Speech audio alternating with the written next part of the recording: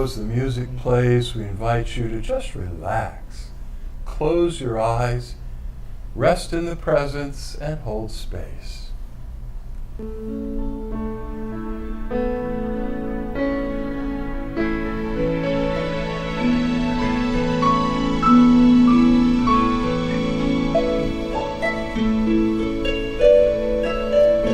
Ganganapataye namo namaha.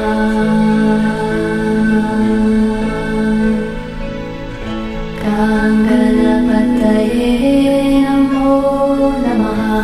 Ganganapataye namo namaha.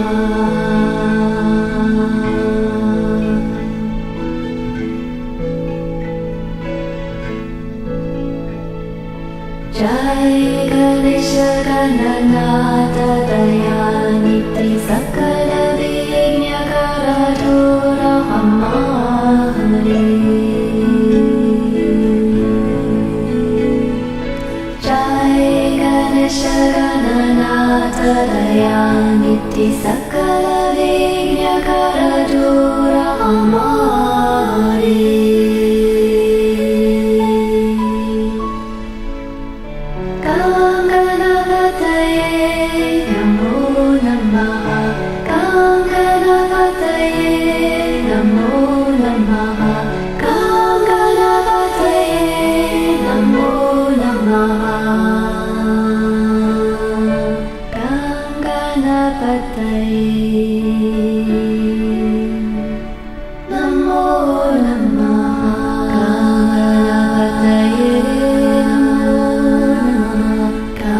Ganapataye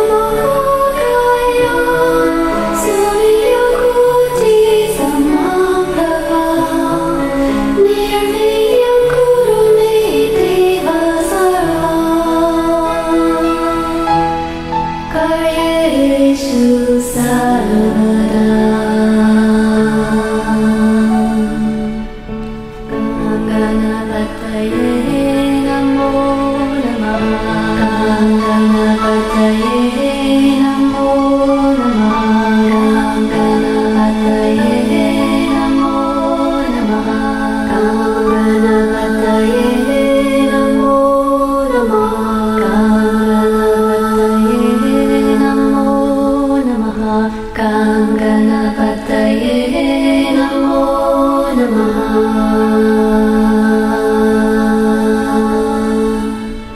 Ganganapataye Namo Namaha. Ganganapataye Namo Namaha.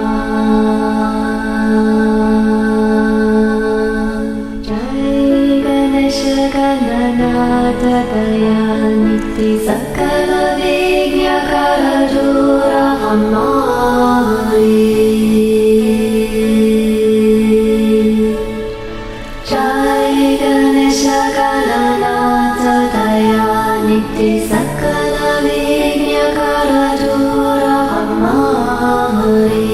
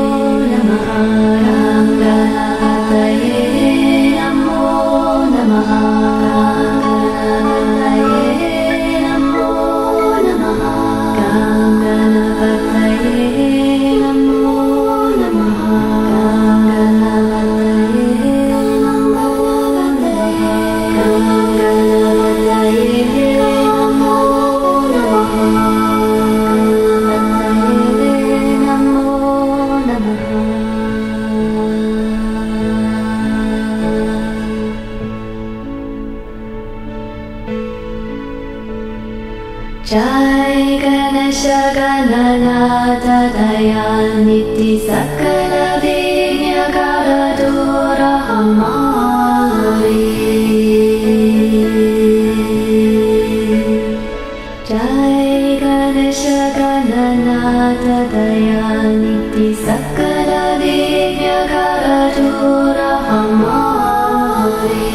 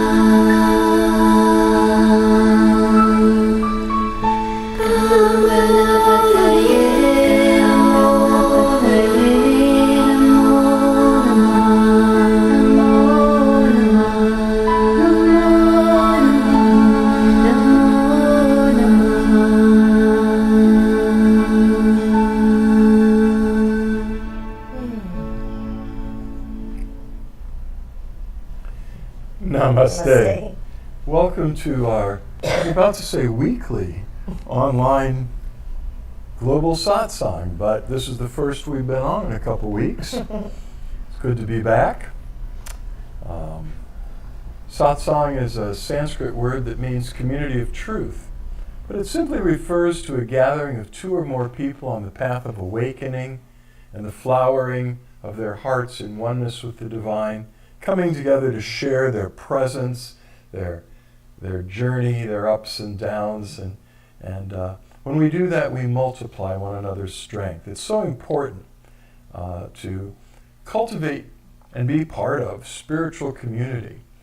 You will find that once you're on the path of awakening and transformation of consciousness, you have more in common with people on the path of awakening, but from other spiritual traditions, than people in your own temple or church or group often.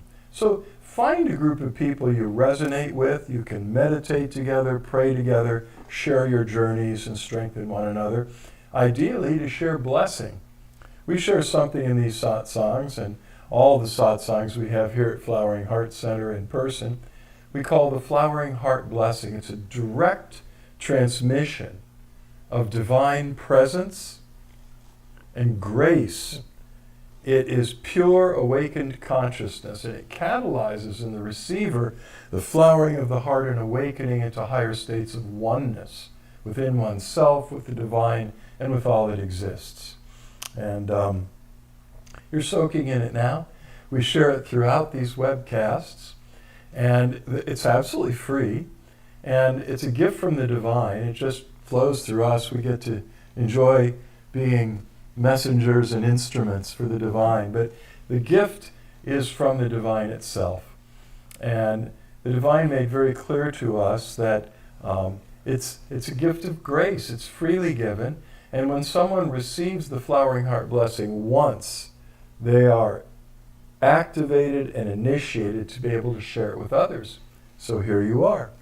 We invite you to join us in holding the intention for the Flowering Heart Blessing to flow from the divine source to every person who tunes in with us tonight or ever watches this video in the future, because there are many, many more people that watch the recordings than the actual time we do it live, typically on Monday nights. So hold them in your intentions and just invite the divine. You don't need to know what you're doing. Just invite the divine to pour the Flowering Heart Blessing through you to all of us here tonight and all that will be tuning in watching this video at any time in the future. And it will flow. And start a blessing group if you don't have one. On our website, floweringheart.org, we have a 36-minute initiation video that explains a little bit more about the Flowering Heart Blessing and takes you on a brief guided meditation where initiation occurs. It's happening right now, but it's really good for people that don't really understand, that don't get it yet. So you can invite a friend or two over, open your laptop, turn on your computer, go to our website, and just hit play on that video. Also, it's absolutely free and open for anyone to download and use it. So get a couple people together, play that 36-minute video, and you have an instant blessing circle. And it's a really great thing to have. It helps you grow so much more smoothly and quickly. So, what else? Communion?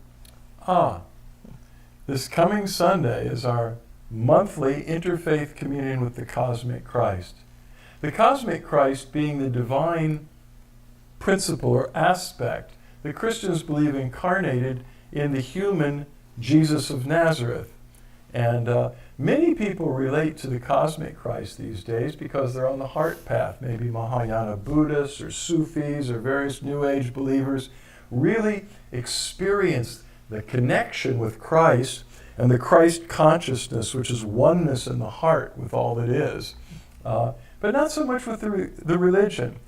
So we were led to open the door to offer an interfaith communion. Everybody's welcome. You don't have to be a Christian. You don't have to believe anything or not believe anything. Just come as you are and experience the presence of deep, unconditional love and compassion and healing of the cosmic Christ. The cosmic Christ is that spark of divinity at the heart of every human being, but at the heart of everything in the universe. There's a spark of the divine that holds the grace and the blueprint for ongoing evolution and transformation. So every aspect of the divine has a different feeling. It's one. I mean, it's one presence. It's one supreme consciousness, but it manifests in so many different ways and forms. And the cosmic Christ is a very special one. So we invite you to join us. That's 11 a.m. Eastern Time on Sunday. And if you can join us here in person, it'll be online right here wherever you're seeing this. But also you could join us in person at Flowering Heart Center. And after the communion service, we have a potluck lunch. So if you're coming, bring something yummy and healthy. And then at 2 o'clock, we have our book club, our contemplative book club and our centering prayer group. You're also welcome to join us for that if you happen to be here. Anyway, other than that, we've just gone through some really gnarly times here in Tampa Bay, well, throughout Florida really, and even other places. But first we had Hurricane Helene come by that caused unprecedented storm surge. It put all the barrier islands, anyone that had single-story dwellings on any of the beaches or the islands was put underwater, which meant that, well, it also caused the sewers, because when there's that kind of storm surge, the sewers come up too into the surge. So the first floor of their homes was completely trashed. People had to move the furniture and mattresses and everything out to the street, and there's still piles of it all over. The local government's doing the best they can 24 hours a day with big giant dump trucks and these claws that reach down and pick up, but there's still so much to pick up. We were very fortunate. We are not in a flood zone. We're at 73 feet above sea level. But many of our friends lost everything they have. Yeah. And even their homes, many of them, when all is said and done, their homes are being totaled by the insurance adjusters. So they have to start completely over again. People are going through quite a lot. And then, if that wasn't enough already, then came Hurricane Milton with a bullseye right on the Tampa Bay area. It came in just a little south of us, or the storm surge would have been even more devastating. And we had several friends staying with us here at Flowering Heart Center because they couldn't stay in their homes. And it was a very lovely hurricane pilgrimage that we all shared together. And Suzanne especially has been helping people to empty out their houses. I started to and got really sick from, I think, the sewage and the chemicals in the storm water that was everywhere. Everything, it just in a couple of days was covered with many different shades of exotic mold. It's just unbelievable. And so, anyway, we've been very involved with our friends who are having to basically recreate their lives. And as we asked last time, continued prayers for everybody affected by these storms and worldwide.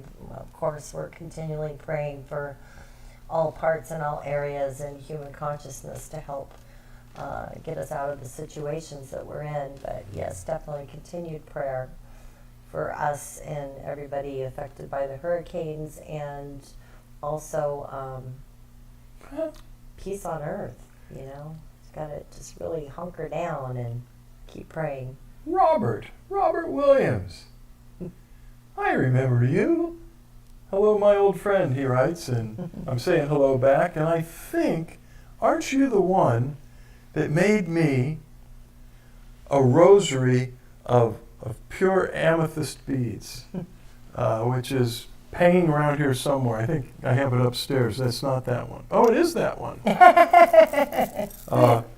I'm pretty sure it was you, Robert, but could be wrong. It was one of the group of us that sort of hung out together, and friends of Jason and Michelle, and love this. So, where am I? Here. We like to open it to questions and answers about the spiritual journey. It could be anything. It could be about meditation, awakening, divine union, past lives, future lives, alternative lives, planes of anything. The best questions, I think, are the ones that are generated by your own experiences on your own spiritual journey. Something that you just want more understanding, more light, more insight. Or maybe you've hit an obstacle or a wall. And when you ask those questions, it helps everybody, because even though our journeys are all unique and different, they sort of parallel, and we go through very similar challenges, all of us, on the path of awakening and transformation. And when you ask your questions and share them in the satsang, it nudges the divine to pour inspiration into me and Suzanne to share with you, and it helps everybody. So when you think about that, I like to, when there isn't an instant response, say, check inside that still small voice and just ask, is there something I could ask tonight that would help me and maybe inspire the conversation in the satsang tonight? So while you think about that, I like to share quotes and little articles from a website called inspiringquotes.com. There's a group of authors that write these really brief, relevant articles and then share lists of quotes from influential people throughout history that shed light on that subject. And some of them are just great. So let's see, who put this one together? This was Christina Wright. Christina is a coffee-fueled writer, living happily ever after with her family in the suburbs of Richmond, Virginia. And she wrote this article and list of quotes she collected, 12 funny quotes from centenarians. Centenarians, you probably know, are people that live to 100. So, here's her little article. The average life expectancy in the United States is roughly 77 years. But about 1 in every 5,000 people lives to celebrate 100. Women account for 85% of these centenarians and 90% of super centenarians, who are those who live to at least 110. And some scientists believe their longevity is partially connected to having 2 X chromosomes. Not fair. Other research suggests that having a happy and giving personality and strong social connections could also contribute to longevity. The most senior of our senior citizens often possess a unique perspective that transcends life's everyday challenges. Their vast stores of experience can serve as a compass for the rest of us, providing insights into the enduring resilience of the human spirit. These wise and witty quotes from the world's oldest people offer some much-needed perspective and reinforce the words of the Roman philosopher Seneca, quote, "Life is long if you know how to use it," unquote. So here we go. First one. I don't have many failures. If I'm making a cake and it fails, it becomes a pudding. Cliff Crozier, he lived to be 104. That's a philosophy in itself. The Lord blessed me, I think, because I'm good to my family, and good to my children and grandchildren, and I feed them. Gertrude Weaver lived to 116. Wow. When I graduated from Santa Monica High in 1927, I was voted the girl most likely to succeed. I didn't realize it would take so long. Gloria Stewart lived to 100. It's nice to be here. When you're 100 years old, it's nice to be anywhere. George Burns lived to 100. If your hair is done properly and you're wearing good shoes, you can get away with anything. Iris Apfel, she was 102 last year. People ask me, what is the secret? The answer is simple. Choose the right grandparents. Mac Miller lived to be 104. My secret to a long life has been staying away from men. They're just more trouble than they're worth. Jesse Gallan lived to 109 with that philosophy. I see badly, I hear badly, and I feel bad, but everything's fine. Jean Calment lived to 122. Wow. I'm old, very old, but not an idiot. Maria Brañas Moreira, she was 116 as of 2023 and still around. Wow. I have a lot of boyfriends. That's the way to stay young. Grandma Moses lived to 101. Two differing philosophies Right. on that one. I don't buy green bananas. They take too long to ripen. Kirk Douglas lived to 103. Wouldn't it be terrible if you'd spent all your life doing everything you were supposed to do? And suddenly one day you were run over by a big red bus?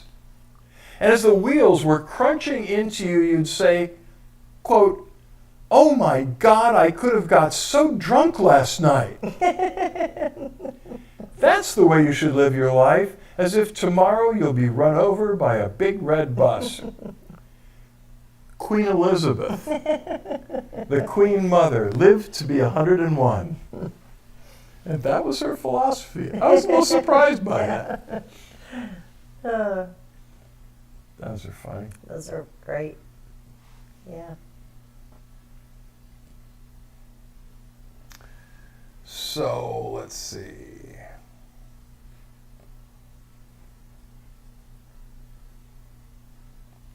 Tristan writes, my question, what's the difference between luck and blessings? Your perspective. Very simple. We had a spiritual teacher who said what many people call luck, we call grace. Every time you think you got lucky, that was the blessing of the divine.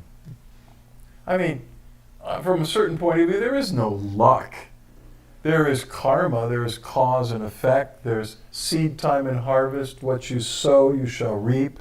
And that's upheld in all the mystical traditions.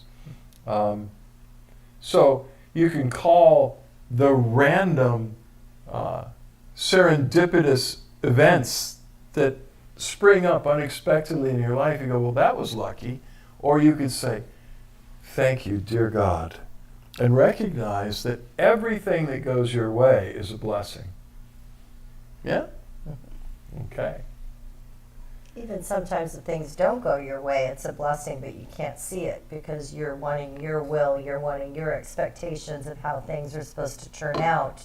But that may not be the right path for you. That may not have been the right decision, because when we're making decisions based on our minds and our ego and not from the heart, and if that's going to be part of the greater good of everything, then sometimes it's a blessing even if things don't go our way. We can kind of reevaluate, and it could be preventing us from making a really big mistake or a really wrong move. Or not that it makes it any more true than what you just said, but I think Gandhi said something similar to that. That sometimes the greatest blessings are prayers that go unanswered, or the answer is no. Right. Because of what Suzanne just said. Yeah. I've probably heard that before from Gandhi. Tristan says, prayer request for me for good health, prosperity, blessings. Yes, and for everybody else here tonight as well, but yes. For you, we will hold that intention, Tristan. And then another question from Tristan. Are there such things as energy vampires? Yes. I never really believed in vampires until I met energy vampires. And I'm like, oh, that's where the concept of vampires come from.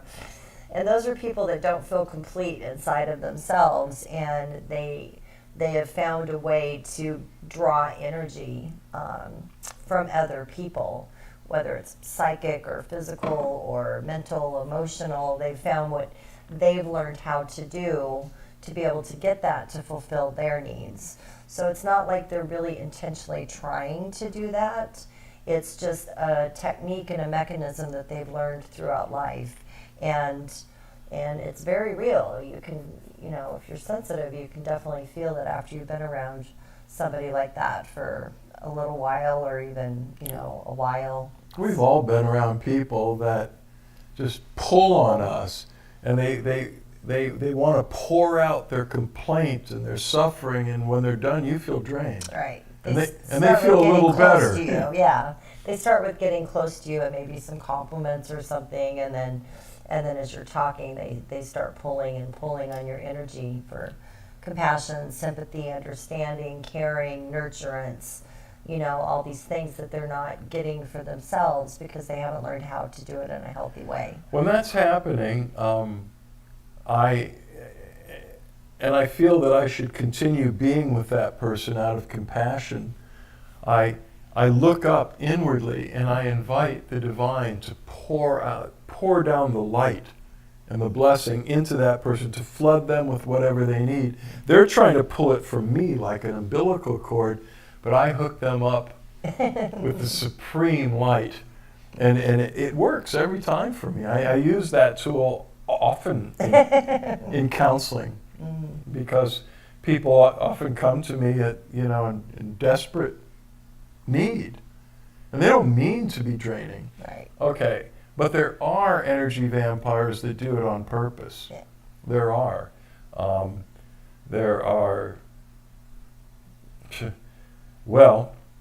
There are people that know how to drain energy, and they do drain other people. They learn to actually draw the life force out of them. That's actually a form of dark magic. It's a dark tantra. Yeah. And there are spirits that feed on the worship of their devotees.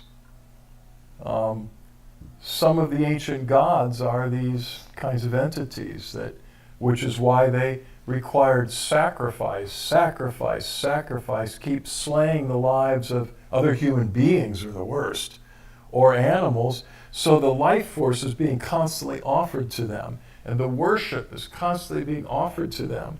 And some of those ancient deities have virtually faded out because they no longer have groups of people that are feeding them energy. They're also spirits. The Tibetans call them pretas, the hungry demons. The Chinese also know about the pretas, the Taoists and the Buddhists, and but these are are spirits that feed on negative energy. So if you're afraid, or you're angry, or you're jealous, or any negative emotion, they will feed on that. Actually, there's a Tibetan practice where the monks will open the door to the pretas and to their dimension that they're living on, and invite them to come feast on their remaining selfishness and negativity. Because what the monks have come to understand is they can't touch their true essence and their goodness. So go ahead, let them eat the nasty stuff. And I had an experience like that with my Taoist master, where I started to see this dark hole opening in front of me in meditation. And I asked him, I'm seeing, I said, what should I do? He said, next time you see that, dive into it. And I thought, not. But next time I was in meditation with him, that hole opened, my eyes closed, but I could see it, and I was just sucked in, and I was in this desolate world. It was like, it was just completely burned off. There was no living greenery. There were just a few gnarled trees with no leaves that were dead. And it was just a horrible, gray, dark place to be. And I noticed that Master Lu was next to me in meditation, but here we are standing in this other world. And just then, over the horizon, the horizon was covered with hills, came hordes of these demons. Ghostly pretas is what they were. I didn't know what they were at the time. And I was scared. Oh my God, they looked hungry. And there were gajillions of them, and they were swarming straight toward us. So I saw the nearest naked tree, and I went, I hope they don't climb. And I went scrambling up a tree and got on a branch. Master Lu saw me do that and just laughed. He thought that was hysterical, and he just jumped up on the branch and sat there with me and basically said, now watch. Watch what? Well, they swarmed up to the tree, and sure enough, they climbed trees. And they came swarming up the trunk of the trees and came all over us. And all they did was consume the negativity. I mean, I was very afraid, so they ate the fear. And what was left when they, like a pack of piranhas, what was left was our pure white light bodies. And Master Lu said, see, they can't touch our true essence. They can't touch it. You have nothing to be afraid of. And only after that did I find out about the Tibetan meditation that the monks do. Only then did I find out that one day a year in China, they welcome the pretas and they give them certain offerings. But they essentially are vampires. If you're in the light, they can't hurt you because of what I just shared with you. But there are other entities that are just, that's what they do. They draw the life force from anyone they can draw it from. And some entertainers are like that. I watched years ago George Harrison playing with Ravi Shankar, the master Indian musician. And I was beginning to understand that when a rock star gets up and plays, people are so moved and they share their energy. When the Beatles came to the United States, girls would start shaking and passing out. It was like their kundalinis were going off. And anyway, so rock stars can get quite addicted to all that energy that's coming at them. But so can spiritual teachers and preachers and anyone that stands before the masses and transmit something beautiful. The people send a lot of energy to them. So what do you do with that? This is what fascinated me.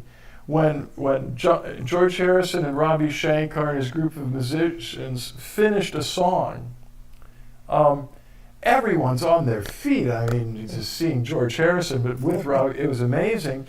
And it surprised me. I saw Ravi Shankar put up his hands like this. And he was just breathing in the energy.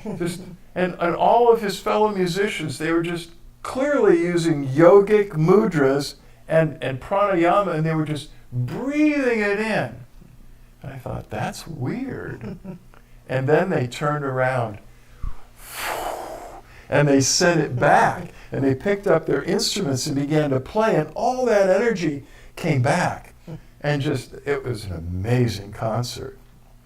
So one doesn't have to be a vampire in working with group energy, but people are so easily seduced. Yeah, and manipulated and brainwashed and programmed. Because their egos are so juiced by, Right. everybody loves me. Feel the electricity of that. So it's a good question. It is a good question. Okay. So, Katrina responded to Tristan's request. Love, prosperity, and success blessings. Thank you. And for you and the people staying with you. Thank you as well. And Stacy wrote, Namaste and thank you, Michael and Suzanne. And Stacy writes also, I had a friend who was an energy drainer. He would literally hook himself up to me for a refill. All under the guise of a phone chit-chat. Had to cut the cord for my own sake. Yeah, I know you meant people staying with us. Yeah. Got that.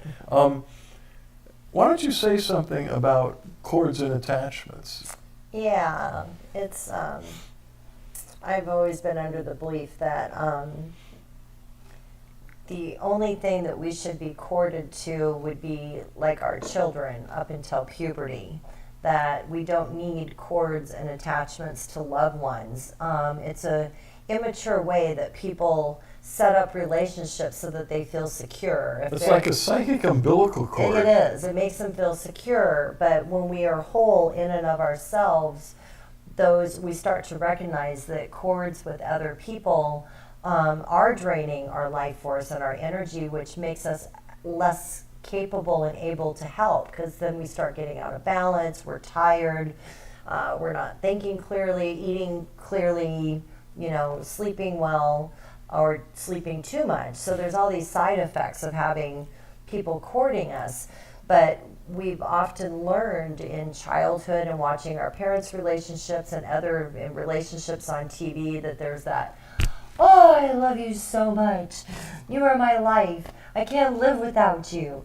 And having that kind of a attachment, if there is a cord between the two people, and if one person tries to leave, it's not going to go very well, because kind of the unconscious agreements between the two people was to allow this cord to happen.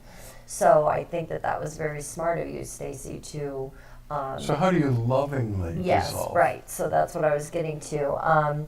I stopped using the word cutting cords, because now I'm coming from a more understanding of love and oneness and interconnection. And the oneness, and knowing that that person wasn't doing it on purpose. That's just their mechanism, just like the vampires.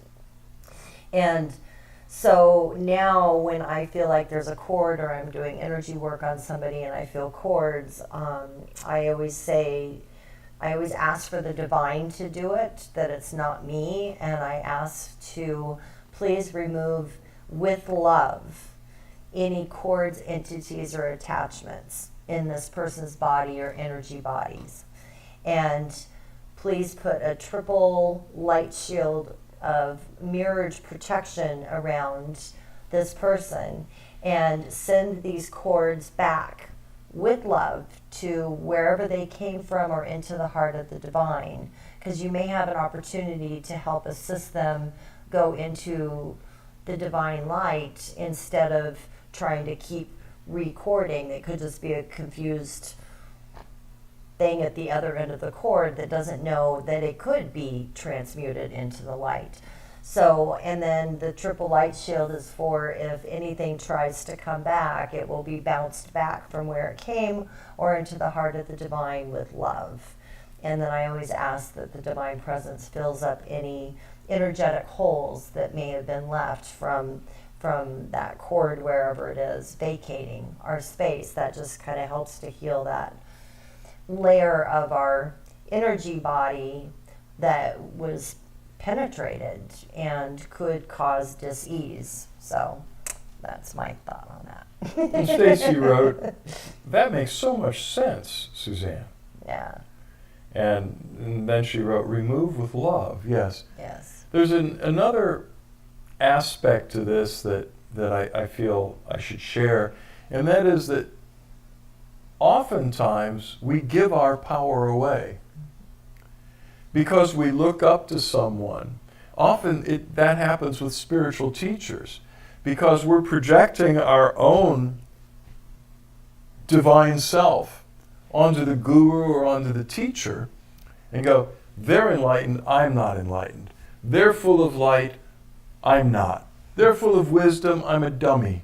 So we worship sometimes these illuminated spiritual beings as being superior to us, and we think we're deriving light and energy from them, and we may be up to a point.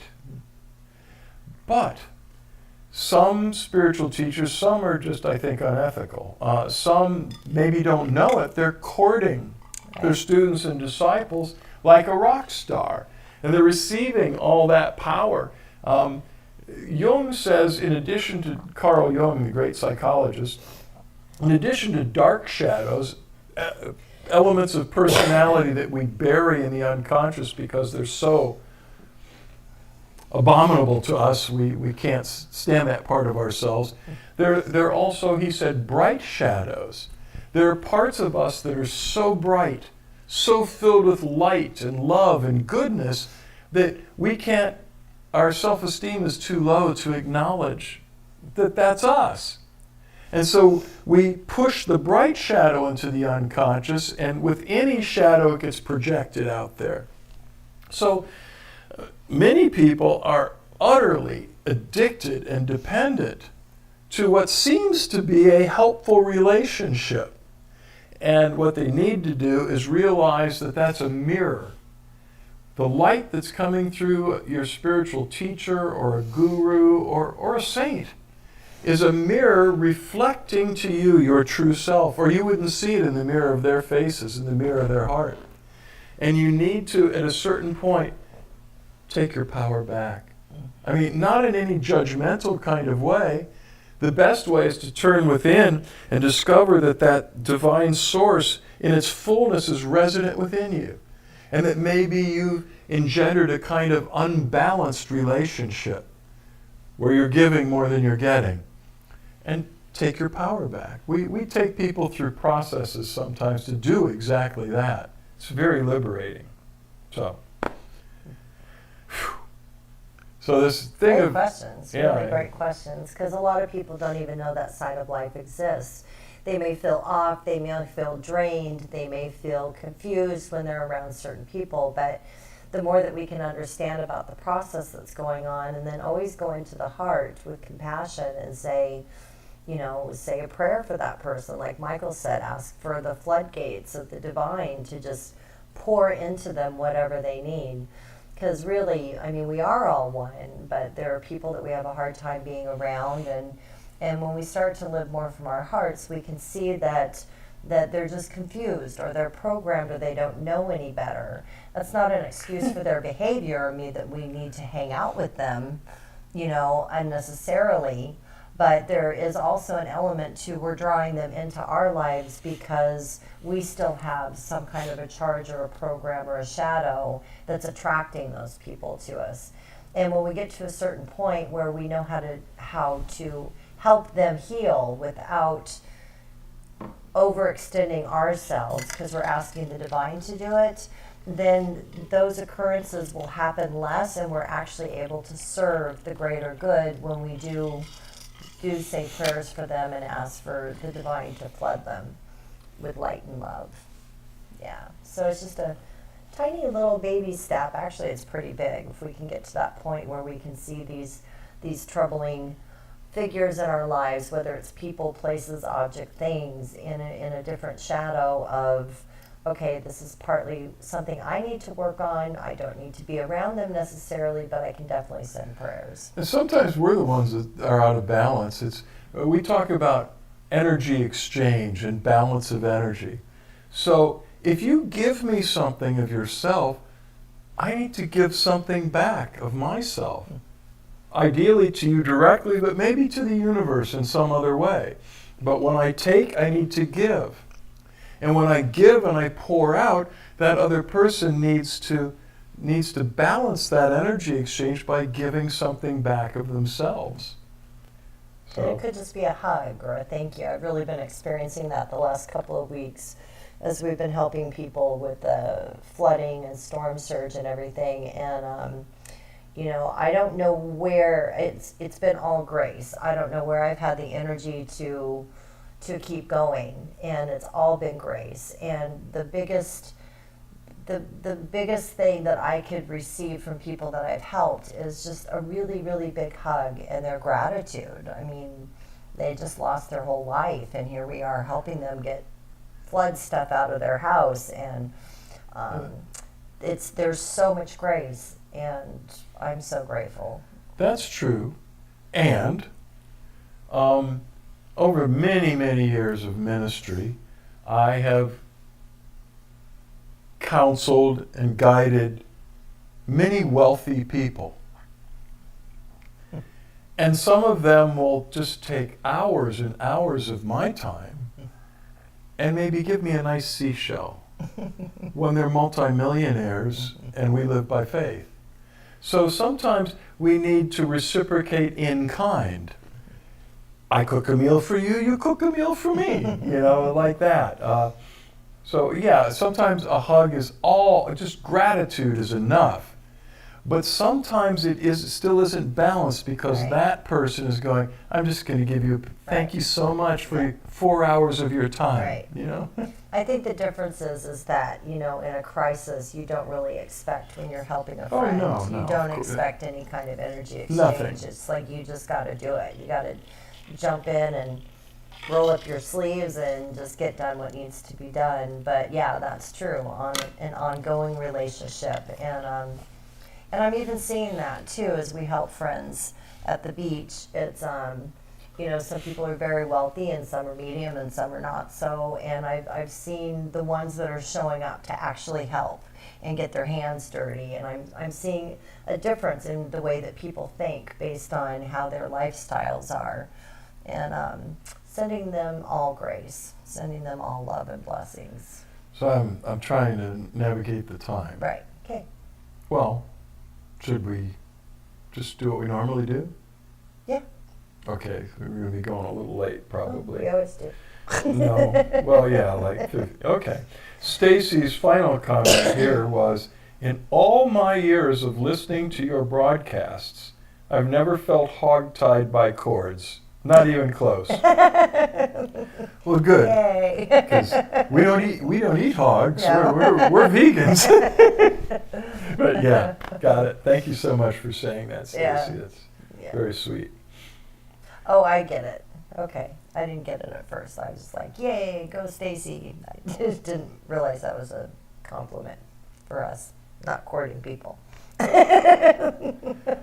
Okay. There is a phenomenon, I'm just going to add this. It's called hurricane brain. Yeah, you got it. So many people that have been going through this, it's like you just forget things, your thoughts just spin out, go to get something from the refrigerator, you stand there and just blank stare, no recollection.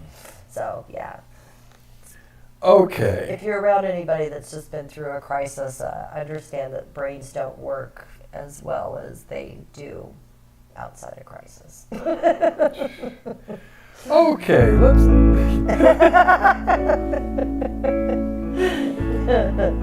All right. So go ahead and close your eyes. Open your big hearts and invoke the presence. Invite the divine source who dwells within you to flood you with grace. The divine in all of its fullness dwells in you at the center of your being. The entire universe is within you. The outer world is just a reflection of the inner. And this divine being is the very center and essence of who you are. And it loves you unconditionally with all of your quirks and all your faults, whatever mistakes you've ever made or making now and will ever make in the future. The divine already knows the future and loves you regardless. This divine presence is all-powerful, all-knowing, all-wise, and all-love. It yearns to free you from suffering. The suffering that's caused by our feelings of alienation and separation and distance, not just from one another, but from God. Most human beings feel some distance, some duality, separation from the divine, and it's an illusion, a powerful delusion created by the mind.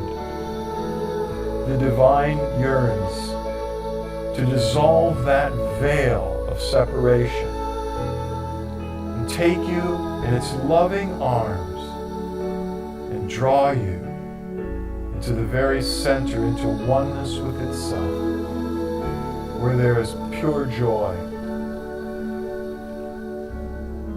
peace beyond comprehension, love beyond all conception and all words. Just let the divine take you and draw you into itself.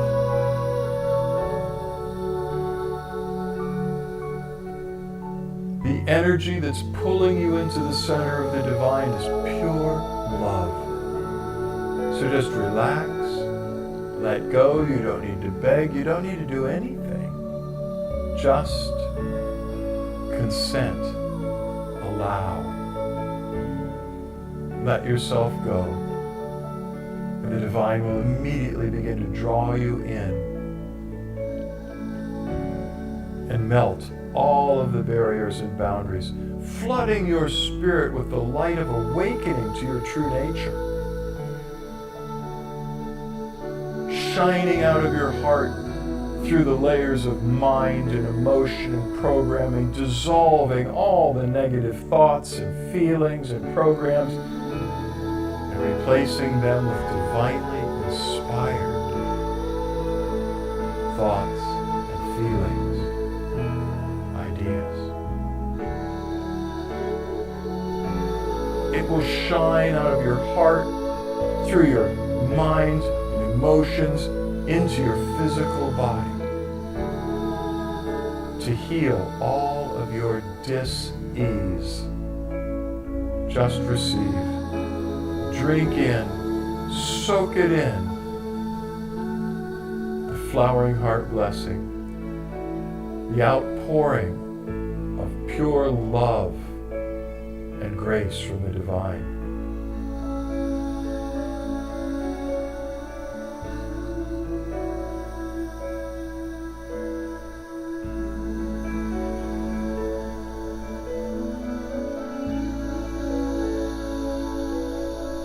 You may feel it shining out of your heart. You may feel it pouring down from above.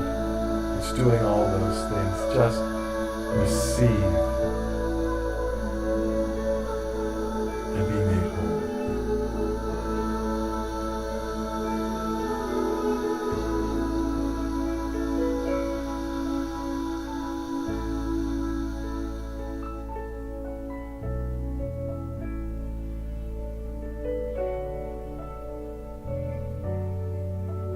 Awakening is not an attainment or an accomplishment. It's a gift. Just keep receiving the transforming grace that's pouring out to you right now.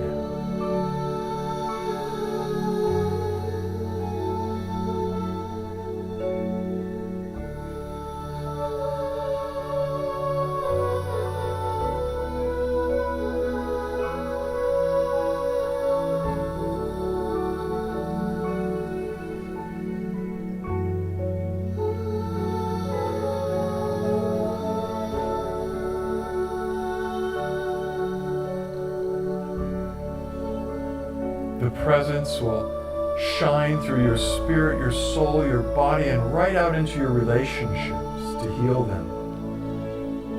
Let us hold an intention together tonight that all unclear cords and attachments will lovingly be dissolved and transformed by the divine into healthy connections of love and oneness. To heal your relationships, to set them right, to draw into your life the right people. Just receive. Keep drinking in the grace.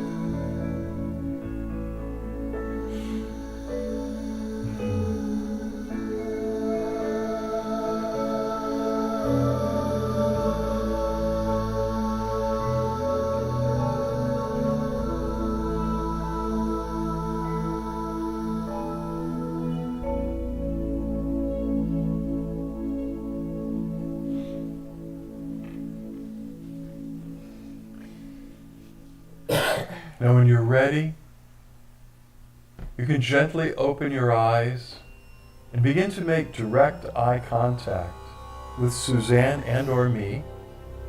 Just keep gazing at least one of our eyes constantly as we dive into the light meditation. In this transmission, Suzanne and I are flooded with oceans of grace and light and love. It flows through our entire being to you, especially through our eyes, the windows of the soul. The light streams out of our eyes, whether you can see it or not. And it shines in through your eyes as you just keep looking. It shines through your eyes deep into your heart of hearts, causing the light of awakening and the fires of divine love to burn brighter and brighter and brighter within you. There's nothing for you to do but just keep looking and receive.